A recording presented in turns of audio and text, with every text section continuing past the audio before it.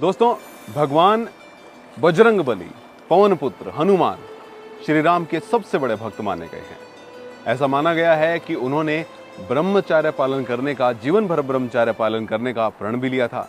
लेकिन आपको जानकर हैरानी होगी कि उनको एक पुत्र था जिसका नाम था मकरध्वज। मकरध्वज पुत्र उनका कैसे हुआ, ये कैसे, और खास बात ये रही कि बजरंगबली को भी अपने पुत्र के होने का पता नहीं था जब तक कि वो उनसे मिले नहीं, जब तक कि उनका युद्ध भूमि में आमना सामना नहीं हुआ।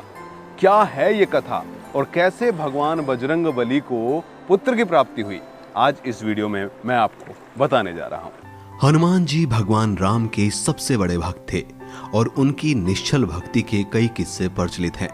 उनमें से एक किस्सा ये है। बजरंगबली ने आजीवन ब्रह्मचारी रहने का प्रण लिया था और रामायण तथा रामचरितमानस में भी उल्लेखित है कि उन्होंने विवाह नहीं किया। परंतु क्या आप जानते हैं कि हनुमान जी का एक पुत्र भी था और उनका नाम मकरध्वज था? जी हाँ, आपने सही पढ़ा, मकरध्वज हनुमान जी का ही पुत्र था। परंतु आपके मन में यह सवाल जरूर उठ रहा होगा कि अगर हनुमान जी ने विवाह नहीं किया तो उनका पुत्र कहां से आया। दरअसल बात उस समय की है जब हनुमान जी माता सीता की खोज में लंका जा रहे थे।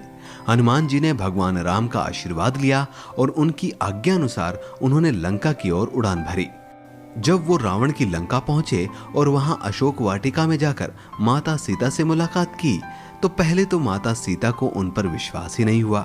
उन्होंने इसे भी रावण की चाल मान लिया। जब हनुमान जी ने माता सीता को श्री राम द्वारा दी गई चूड़ामणि दी तब जाकर उन्हें यह यकीन हो पाया कि हनुमान श्री राम के ही दूत हैं। जब हनुमान जी ने माता सीता का पता लगा लिया तो वानर होने की वजह से अशोक वाटिका में लगे फलों के पेड़ पर चढ़कर उत्पात मचाना शुरू कर दिया। उन्होंने अशोक वाटिका के पेड़ों पर लगे फल खाने शुरू कर दिए और उन्होंने कुछ खाए, कुछ फेंके और पूरी वाटिका को तहस नहस कर दिया। आखिर में वहां के रखवालों ने उन्हें पकड़कर रावण के सम्मुख प्रस्तुत किया तो उनकी करतूत सुनकर रावण को क्रोध आ गया। उन्होंने क्रोध में आकर अपने सैनिकों को हनुमान की पूंछ में आग लगाने का आदेश दिया। रावण के सैनिकों ने उनकी आज्ञा अनुसार हनुमान जी की पूंछ में आग लगा दी। आग लगते ही हनुमान जी ने सारी लंका अपनी पूंछ में ही समेटकर जला डाली। उनको लंका में ले जाया गया जहां पर लंकापति रावण ने उनकी पूंछ में आग लगा दी, लेकिन बजरंगबली ने उसी पूंछ से पूरी लंका को जलाकर स्वाहा कर दिया। उसके बाद अपनी पूंछ की आग को बुझाने के लिए जैसे ही वो समंदर किनारे गए और पूंछ को डुबोकर उन्हें आग बुझाई, उस वक्त उनके पसीने की एक बूंद पानी में गिर गई जिसे एक मछली ने खा लिया और उससे उन्हें मकरध्वज की प्राप्ति हुई। लेकिन कहानी अभी भी है, क्योंकि बजरंगबली को यह नहीं पता था कि उनका कोई पुत्र है। अब उनके पुत्र से उनका आमना सामना कैसे हुआ, ये कहानी हम आपको बता रहे हैं।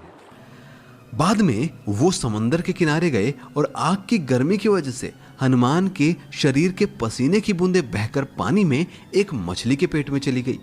इससे वो गर्भवती हो गई और कुछ समय बाद पाताल लोक के राजा अहिरावण के सैनिकों ने उस मछली को पकड़ लिया और उसका पेट चीरने लगे तो उन्हें मछली के पेट में एक वानर मिला।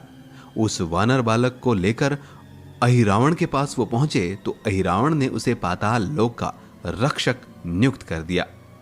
जब रावण ने देखा कि राम को कोई हरा नहीं पाया तो उन्होंने अपने भाई अहिरावण से सहायता मांगी। अहिरावण राम लक्ष्मण का अपहरण करके पाताल लोक ले गए और उनकी बलि चढ़ाने की तैयारी करने लगे। तब हनुमान उनकी तलाश में पाताल लोक पहुंचे और पाताल लोक के द्वार पर वानर रक्षक को देखकर उन्होंने उससे उनका परिचय पूछा तो उसने कहा कि मैं हनुमान पुत्र मकरध्वज हूं। तब उन्होंने बताया कि मैं ही हनुमान हूं और मैं ब्रह्मचारी हूं, तुम मेरे पुत्र कैसे हो सकते हो। इस पर उसने अपनी उत्पत्ति की कथा सुनाई।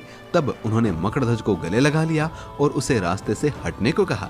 मकरध्वज ने कहा कि भले ही मैं आपका पुत्र हूं, परंतु अभी मैं अपने स्वामी का रक्षक हूं और मैं आपको अंदर जाने नहीं दे सकता।